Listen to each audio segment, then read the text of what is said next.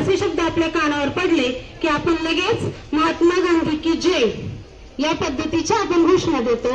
या महान विभूतीचा जन्म 2 ऑक्टोबर 1869 रोजी गुजरात मधील पोरबंदर या ठिकाणी झाला।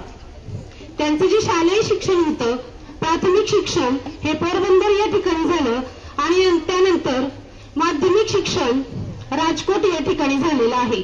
बघा, माझं भाषण संपल्यानंतर मी प्रश्न विचारणार आहे। इंग्रजी माध्यमासाठी ही सूचना आहे विद्यार्थ्यांसाठी। या महान विभूतींनी आपल्या देशासाठी असं काही कार्य केलेलं आहे की इतक्या वर्षानंतर देखील आपण त्यांची जयंती साजरी करीत आहोत। जगभर आज विविध प्रकारचे कार्यक्रम आयोजित केले जातात आणि आपल्या सगळ्यांचं कर्तव्य आहे की या ज्या नेत्यांनी महान कार्य केलेलं आहे त्यांचे जे विचार आहेत ते विचार आपण आपल्या आचरणात आणणं गरजेचं आहे। त्याच्यामुळे माझं भाषण संपल्यानंतर मी प्रश्न विचारणार आहे आणि त्या प्रश्नांची उत्तरं इंग्रजी माध्यमाच्या मोठ्या मुलांना द्यायची आहेत। तर महात्मा गांधी यांचं प्राथमिक शिक्षण पोरबंदर या ठिकाणी झालं आणि माध्यमिक शिक्षण गुजरातमधील राजकोट या ठिकाणी झालं आणि त्यानंतर वकिलीचे शिक्षण घेण्यासाठी महात्मा गांधीजी लंडनला गेले। त्या ठिकाणी त्यांनी वकिलीचे शिक्षण घेतलं, बॅरिस्टर झाले आणि बॅरिस्टर झाल्यानंतर ते पुन्हा भारतात आले।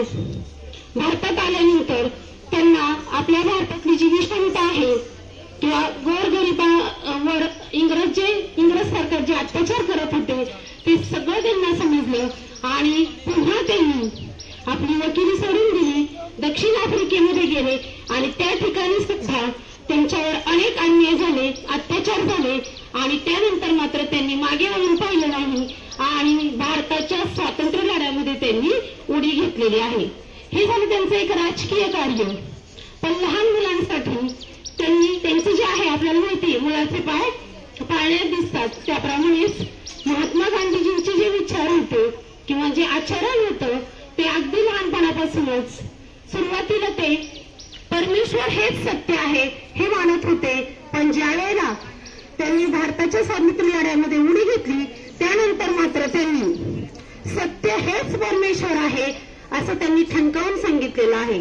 बघा, कोणत्याही प्रकारची तलवार, कोणत्याही प्रकारचं शस्त्र हातात न घेता महात्मा गांधीजींनी सत्य आणि अहिंसा या 2 आपली जी तत्व होती या तत्वांच्या बळाचा वापर करून इंग्रजांना 150 वर्षाचे इंग्रज आपल्या भारतावर हुकूमत गाजवत होते, त्या इंग्रजांना या जी 2 शस्त्र आहेत सत्य आणि अहिंसा या शस्त्रांचा वापर करून त्यांनी इंग्रजांना आपल्या भारतातून पळवून लावलेलं होतं।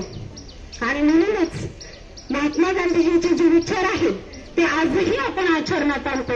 त्यांचा जन्मदिवस आंतरराष्ट्रीय, बघा, भारतातच नाही तर आंतरराष्ट्रीय पातळीवर सुद्धा महात्मा गांधीजींचा जन्मदिवस आंतरराष्ट्रीय अहिंसा दिन म्हणून साजरा केला जातो। अहिंसा म्हणजे काय तर हिंसा न करणे। हिंसा न करणे याचा अर्थ काय होतो? फक्त तलवार वापरणे किंवा तलवारी किंवा शस्त्रांचा वापर करूनच हिंसा केली जाते का? तर नाही। शब्द हे सुद्धा शस्त्र आहे, ते सुद्धा आपण जपून वापरलं पाहिजे। समोरच्याच्या मनावर कोणत्याही प्रकारचा आघात होईल या पद्धतीचं बोलणं ही सुद्धा एक प्रकारची हिंसाच आहे। आणि या अहिंसेचा वापर करून गांधीजींनी सत्याग्रह आंदोलन केलं, मिठाचा सत्याग्रह केला, सविनय कायदेभंग केला, अशा अनेक प्रकारच्या आंदोलनामध्ये महात्मा गांधीजींनी हे जे नेतृत्व केलेलं आहे। या महात्मा गांधीजींचे राजकीय गुरु होते गोपाळ कृष्ण गोखले। या सगळ्या प्रश्नांची उत्तरं तुम्हाला नंतर द्यायची। महात्मा गांधीजींचे राजकीय गुरु गोपाळ कृष्ण गोखले होते आणि ते एक महाराष्ट्रीयन होते। महात्मा गांधीजींना प्रत्येक वेळेला मोलाचा सल्ला देण्याचं काम हे गोपाळ कृष्ण गोखले करत असत। ज्यावेळी बघा 2 ते 3 गोष्टी सांगणार आहे मी तुम्हाला ज्या विद्यार्थ्यांसाठी गरजेच्या आहेत। महात्मा गांधीजींचं शिक्षण, त्यांना लहानपणापासून शिक्षणाची जास्त आवड नव्हती। त्यांचं जे शिक्षणाची रुची होती ती जेमतेम होती आणि प्रत्येक वेळेला त्यांच्या प्रगतीपत्रकावर चेहरा असायचा इंग्रजी उत्तम, गणित कच्चे आणि हस्ताक्षर खराब। म्हणजे महात्मा गांधीजींचं जे हस्ताक्षर होतं ते अतिशय खराब होतं आणि याचं जे आहे त्यांचं जे पुस्तक आहे आत्मचरित्र, त्या आत्मचरित्रामध्ये महात्मा गांधीजी सांगतात बघा, माझे सत्याचे प्रयोग असं महात्मा गांधीजींच्या आत्मचरित्राचं नाव आहे. हस्ताक्षर खराब असल्यामुळे ज्या वेळेला ते लंडनहून बॅरिस्टर होऊन भारतामध्ये परत आले त्यावेळेला ते कोर्टामध्ये वकिली करत असत आणि वकिली करताना बऱ्याच प्रकारच्या नोट्स त्यांना काढाव्या लागत असत आणि त्या नोट्स काढल्यानंतर ना हस्ताक्षर खराब असल्यामुळे त्यांनी जे स्वतः काही लिहिलेलं होतं तेच त्यांना नंतर समजत नव्हतं आणि म्हणूनच त्यांनी विद्यार्थ्यांना मार्गदर्शन करताना म्हटलं आहे की खराब हस्ताक्षर हे अर्धवट शिक्षणाचं लक्षण आहे आणि म्हणून विद्यार्थ्यांसाठी महत्वाचं प्रेरणादायी आहे तर आपले हस्ताक्षर सुधारणे. त्यानंतर दुसरी महत्वाची गोष्ट म्हणजे लहानपणापासून त्यांच्या वागण्या बोलण्यामध्ये सत्य होतं. सत्य होतं म्हणजे काय, ते प्रत्येक गोष्टीशी प्रामाणिक होते. बघा एकदा ज्या वेळेला आपली जसं इन्स्पेक्शन असतं, शाळा तपासणी असते, त्याप्रमाणेच शाळेमध्ये शिकत असताना एकदा इन्स्पेक्शन घेण्यासाठी अधिकारी वर्ग हे त्यांच्या वर्गामध्ये आले आणि इंग्रजीची तपासणी चालू होती.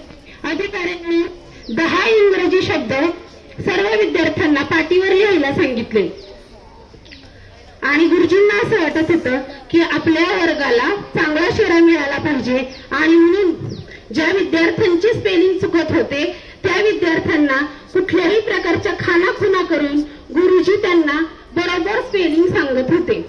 महात्मा गांधीजी